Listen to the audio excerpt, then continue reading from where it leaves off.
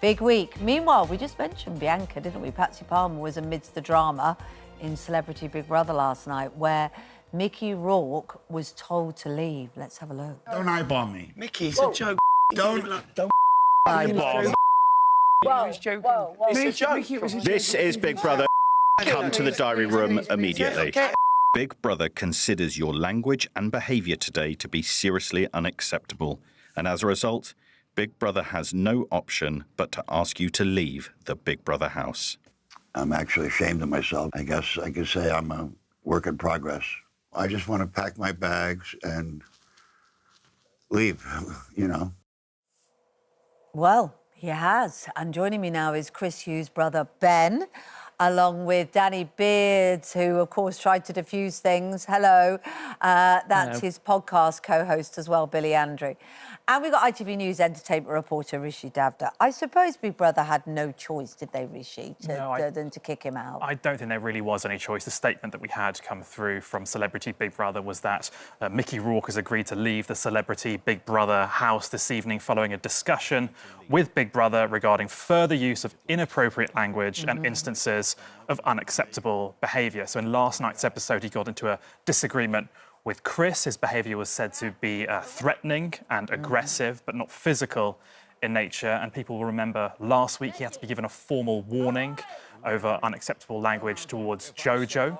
Yeah. He's apparently been paid about £500,000 for his appearance on Celebrity Big Brother. He only lasted 6 days. It's about £83,000 per day. It remains to be seen how much of that he will actually get. But I think viewers will have picked up on the fact that it felt like he wanted to leave, and whether he was voted off or did something to basically force Big Brother's hand into kicking him off, something was going to happen. I mean, he's certainly ruffled feathers, hasn't he? Because even his sort of behaviour with AJ at the very beginning has got everybody going. Chris, how do you think... sorry. No, Ben, how do you think Chris has handled it? Because it seems to me he's handled it very well as a viewer. Yeah, I thought he handled it quite well. He obviously didn't retaliate. I think, actually, he just got into character a little bit too well. He might be trying out for the new Pirates of the Caribbean or something along those lines. And I think he handled it quite well. Obviously, Danny got involved. Chris, in previous episodes, has also stuck up for Jojo, which I do think anyone else within that situation would have stuck up for her as well. Yeah. I mean, Billy, we saw Danny step in. Were you surprised, or do you think that's very typical of him to try and diffuse things? Oh, no, absolutely. Like, in our friendship group, Danny is like the mediator. So you saw Danny get involved there. He put his hands up to show that he wasn't threatening. And yet he just really wanted that situation to end and diffuse 100%. He's like that day to day. What do you make of Mickey Rourke's behaviour, Billy? Oh, it's absolutely disgusting. I mean, we had, like you mentioned there, when he first went into the house with the whole AJ thing, and then we had the Jojo thing, and then the comments to Ella, plus his argument with Chris that really nearly did escalate into a physical altercation, I found. So I think Big Brother made the right decision to get rid. I mean, Rishi, that sexual language by Mickey, you know, it's not something that...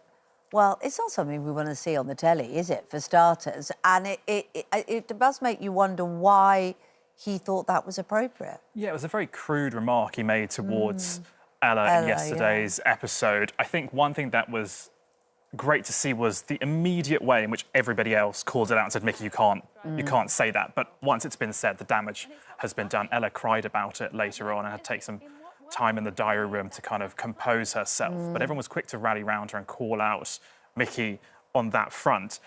I just think it was another thing that compounded Mickey not being the right fit for that setup, whether he was trying to get a rise out of somebody, whether it's his sense of humour and he thought it was funny. It was clear to see that nobody was particularly comfortable with what was going on and what Mickey was saying over the course of a number of days.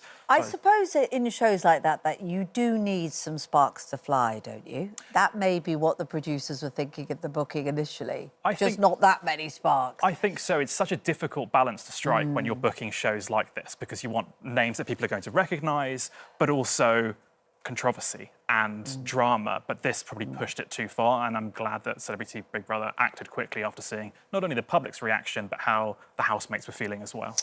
So that was one of the dramas. Now, the other thing that's got people talking, Ben, is Chris and this back-tickling last night with Jojo. And we know that they're close. But there they are, lying in bed. He's tickling her back. What's going on there? I actually think that maybe they've just formed a great friendship due to the fact that Chris stood up for Jojo. I think Jojo is in a solid relationship. Chris will know that. And I just think that they've got each other's backs. Literally, actually, as it turns out. As it turns out.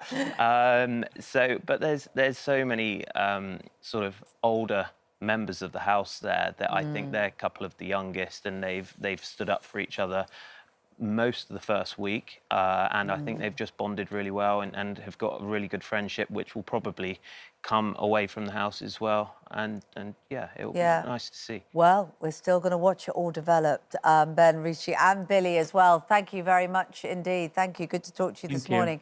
Big Brother continues tonight at 9 o'clock. Katy Perry is getting ready to blast into space later today. I mean, so brave. As part of the first ever all-female flight crew. Well, Rishi is still with us. So 5 hours to go. It's going to start to feel very real, isn't it, for her? I wonder how the team's nerves are doing. It must be... It sounds great in practice. And then someone goes, yeah, we're gonna throw you into space in about 5 hours. But, OK. Start to really get some rest. I mean, it's a big trip, isn't it? Because it's an all-female crew. It is. So you've got Katy Perry. And you've got author Lauren Sanchez, journalist Gayle King, civil rights activist Amanda Nguyen, former rocket scientist Aisha Bowe, and filmmaker Kerry-Ann Flynn. It's like an all-star cast for a film going up into space.